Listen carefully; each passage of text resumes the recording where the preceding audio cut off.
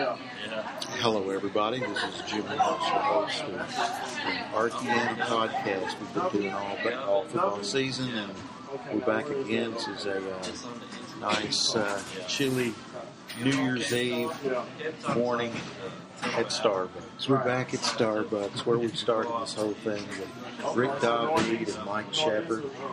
It's really kind of crowded in here, but I think we can get a good podcast going. As the Razorbacks play 2 days from now in Memphis against Kansas State. We're going to talk about the Kansas State game, but we're also going to talk about some other pertinent Razorback football talk that we haven't talked about since the end of the season. Sam Pittman left the staff. Arkansas without their offensive line coach for the past 3 seasons. Recruiting, how that might be affected there. We've seen some good performances so far from the SEC in the bowl games. Even Texas A&M without their top 2 quarterbacks gave Louisville a good game, and the other games have been blowout wins. Let's just hit it right off the bat with Arkansas. You guys played in some bowl games, but I'm trying to remember. I know y'all didn't ever go into a game double-digit favored. Probably went in underdog a couple of times. I bet times Arkansas has been a double-digit favorite in a bowl game. You can count on one hand and still have a finger or two left over. This is in the 30-something times Arkansas's played in bowls. My question for you guys when we first start about this is, you're a player, put yourself in these guys' positions. You know, since Thanksgiving weekend, or since the bowls were announced the first weekend in December, you're playing Kansas State. They're 6-6, and they're lucky to be at 6-6. You're a double-digit favorite. How have you approached this game? Have you approached it in a way mentally to be ready to play Saturday? You know physically you probably should win the game. Are you going to be able to go out there and mentally have what it takes to win this ball game and win it, if not comfortably, to at least win it by a couple of touchdowns and not be pressed at the end like, say, Arkansas was against East Carolina in the same stadium 6 years ago? We'll start with Mike. Sure. Very good. So when it comes to bowl games, it's always a challenge to maintain a flow or a schedule or momentum. I think what we've seen with Arkansas, fortunately, in Bielema, is that the post-game tends to continue on with the end of the season momentum. Good news for us, we don't have anybody in the paper getting arrested for, disorderly conduct and such. So that also, I feel confident in with Bielema, that he's got a good handle on the team, their activities during the day. And I think he's smart when it comes to scheduling their workouts. I think he's got a nice approach to things, and the guys trust that. When we're playing Kansas State, that is an issue. I think maybe the perception is that they're not quite as talented as SEC and on down the line. That would concern me a little bit, but knowing Bielema and his assistant coach's approach, I think we're going to be prepared for this game. And I think they're looking forward to having some fun. I really do. I think they enjoy playing on the field, these guys, and I think they're looking forward to performing. What do you think, Rick? I agree with Mike. It really is more a function of how well your coach gets you prepared for the game when it comes to the bowl game.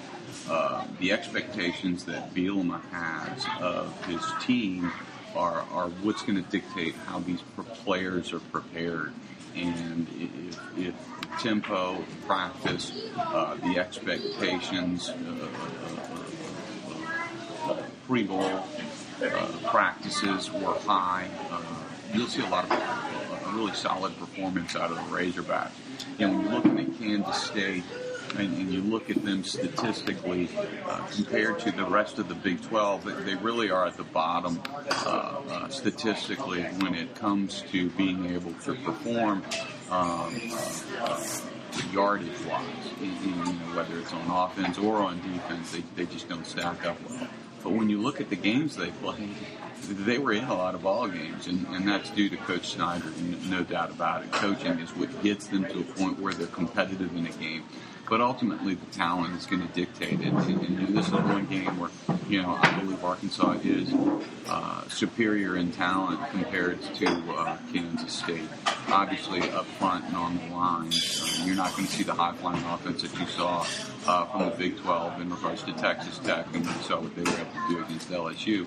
You're just not going to see that. Their quarterback is only thrown for 1,800 yards as opposed to Mahomes, who's thrown for over 4,000. So I'm expecting these Hogs to be prepared. I expect them to play well, and I think a double-digit favorite is probably spot on going into the game. Jim? Of course, I'm sure you guys coaches and in the bowl games, Ken Hatfield, pro, even at the Independence Bowl, Rick, when we were down there. Certainly bowl games, no matter what your favorite, or the emphasis always is sound defense, not turning it over. I mean, the same kind of things you do every Saturday, but it seems like in bowl games you really hear it a lot. And typically when the Razorbacks have played in bowls, like I say, I can't recall very many double-digit favorite situations for the Razorbacks. The reason Arkansas has I think a 14-23-3 overall record in the bowls is in a lot of times Arkansas had overachieved, played a heck of a season, then ended up playing in a bowl game against a super talented ball club like, for instance, UCLA in the Cotton Bowl. They were loaded with pros or potential pros at almost every position, and we were a little short-handed that day with two of our best players not playing in the lines. And I mean, you think about how good Tennessee was in the Cotton Bowl, Mike, when that was your senior year, I guess, and Georgia, the year you played in the Independence Bowl, and what was Georgia with Eric Zier and all those guys doing even in Shreveport to begin with? Arkansas was sort of having to play above its head in those bowl games. That's why I think it was pointed out in a local column that it was Arkansas's record against the SEC. If you took the SEC record out of Arkansas's bowls, that's what I was just looking at. That Arkansas is kind of close to even against everybody else.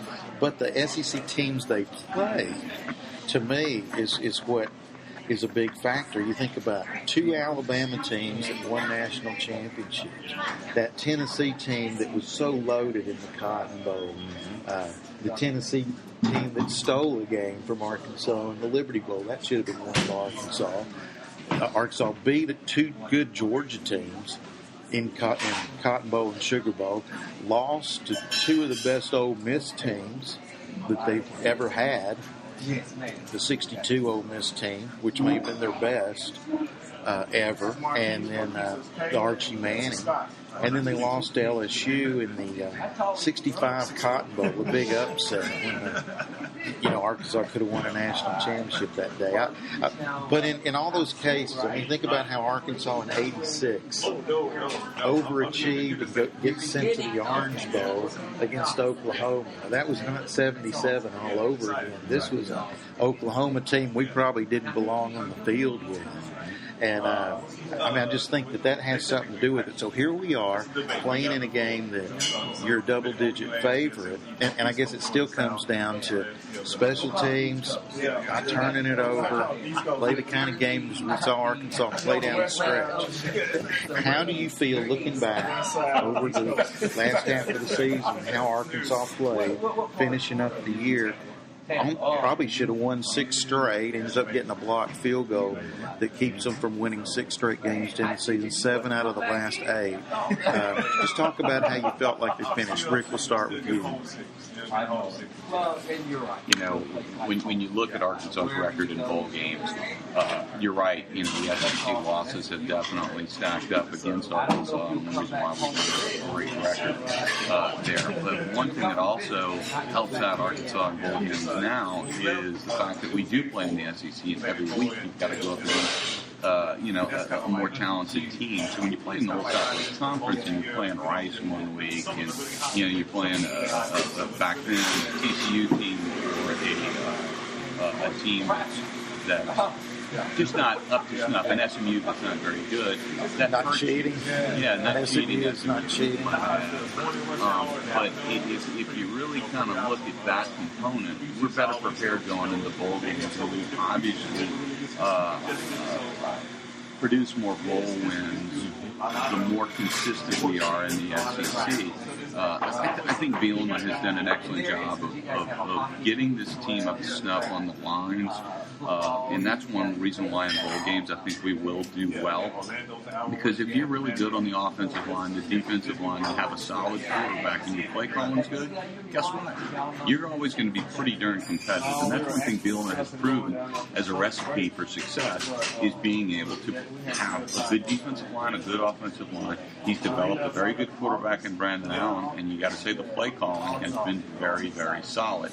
So when you look at those four components, I think that leads to a really successful team when it comes to bowl preparation and bowl picks. Key points. Good, way to point those out, both of you. The one thing that I heard from both you, Rick, and Jim, our SEC opponents. If you look at the bowl games that have contained or included our SEC opponents in the West, we have all victories except for A&M. Look at Mississippi State, how well they performed, and look at our record against those guys. I think we're going to stack up very well against Kansas State. I also think there's some intangibles for Bielema. His back's against the wall to some degree with Pittman leaving. I think he's got something to prove there. Also, with his former head coach, Snyder, being on the other side of the field, I think that's going to give him something to stay focused with and to kind of play for, bring a smile to his face. So you take that, and then the third thing, you think about the players that are on Arkansas's team that we've watched all year, that we've come to rely upon. Brandon Allen, Hunter Henry, our offensive line. On the defensive side, you've seen some pretty good performances from the defensive front here toward the end of the season. So I'm pretty confident that we're going to show up. And I'm also confident, again, in Bielema's approach to his practice week in and week out. So I'm very confident, double-digit confidence. Before we wrap up the bowl outlook on this, tell me a bowl memory, or tell the fans who are going to tune into this podcast a bowl memory from each of y'all that's something different, something that we might not probably know as fans. You played in 2, right, Mike, or 3? 4. Four bowls, 4 in a row. Yeah. That's right. Hatfield never failed to go to a bowl game. Then we had a little downturn in the program for a year, and then Jack got the '91 team to the Independence Bowl against Georgia. Rick, you were there. So, tell me something interesting. You got a good one, Rick? Can you say it on the radio? It's something I can say on the radio. Everybody looks at the Cotton Bowl and goes, wow, that's a big bowl, exciting. I went to two Cotton Bowls and one Independence Bowl. And I will tell you right now, from a player perspective, I had so much fun in Shreveport. Too much fun, and it showed up in how we played against Georgia. I think that the final score was like 27-14, something like that. I'm not remembering correctly, but I will 24 to 15. 24 to 15. Okay. And it was one of those deals where Jack Crow kind of let us have a good time, which is good. That was the one time Coach Crow kind of relaxed a little bit. But we just had a great time. It was Independence Bowl. They rolled out the red carpet for it. They're the only show in town. You had Dallas, you had the Mavericks playing, the Cowboys were playing. The Cotton Bowl's going on. That's kind of what the attitude really is what it was. So that's something that probably fans don't think about. That's true. You do have fun at these bowl games, and they present a schedule for you. Is what I remember at the Cotton Bowl. The one memory that comes to my mind is at the Liberty Bowl. Coincidentally, the Liberty Bowl, we showed up that year in 1987 season. And the Liberty Bowl was kind of a disappointment in a way because we were expected to go to the Cotton Bowl. And so by going to the Liberty Bowl, the coaches, we had 2 days for the first 3 days that we were arrived in Memphis at a high school stadium there. And so it was hard work, and it was cold, and it was rainy, and it wasn't fun. And we busted our butt in preparation. We lost the game, due to some turnovers and such. So, the bowl week preparation isn't necessarily the recipe for success. I think it comes back to what we said a minute ago. It's the leadership you have on the team. It's the talent and the work ethic we have on the offensive and defensive front. And it's Bielema's approach every day he shows up on the field. So, the bowl should be fun, and it is fun, and it's a different game. But these players that we have, I think they're going to enjoy winning and performing just like they did at the end of the season. Well, it was a great end to the season. Arkansas won 5 out of 6. And by the way, that 87 Liberty Bowl, the thing I remember about the game, I remember it was cold, we were all bundled up, and I was in the stands. I wasn't riding that night. I was in the stands with some friends.